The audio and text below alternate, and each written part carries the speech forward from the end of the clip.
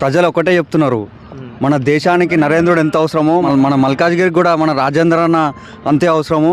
మన మల్కాజ్గిరిలో రాజేంద్ర అన్నను గెలిపించుకుంటేనే మన మోడీ గారికి అబ్కీ బార్ 400 పార్ అన్న ఒక నినాదంతో ఏదైతే నినాదంతో పోతారో అది మన తెలంగాణతోనే సాధ్యమని చెప్పేసి ప్రజలందరూ అంటారు. మరియు ఇక్కడ కాంగ్రెస్ని అసలు నమ్మే పరిస్థితులు లేరు, టీఆర్ఎస్కి అసలు ఓటేసే పరిస్థితులు కూడా లేరు ప్రజలు. కాబట్టి ఎట్టి పరిస్థితులలో బీజేపీ మాత్రమే ఈ దేశాన్ని నడిపించగల శక్తి అని చెప్పి ప్రజలు భావిస్తూ ఉన్నారు. ప్రజలు మేము ప్రచారానికి వెళ్ళినప్పుడు ప్రతి ఒక్కరు బ్రహ్మరథం పడుతురు.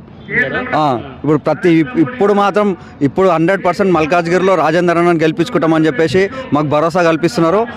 వాళ్ళే ప్రజలే ఇంకా వాళ్ళ ఫ్యామిలీస్కి, రిలేటివ్స్కి, ఫ్రెండ్స్కి వాళ్ళే సొంతంగా స్వయంగా వాళ్ళే ప్రచారం చేస్తారు. ఇంట్లో పిల్లలు, ఫస్ట్ టైం ఓటర్సు, 18 ఏళ్ళు దాటిన ప్రతి ఒక్క ఓటరు ఈసారి నా ఓటు, నా మొదటి ఓటు నా దేశానికి, నా మోడీకి, నా రాజేంద్ర అన్నకి వేస్తామని చెప్పేసి భరోసా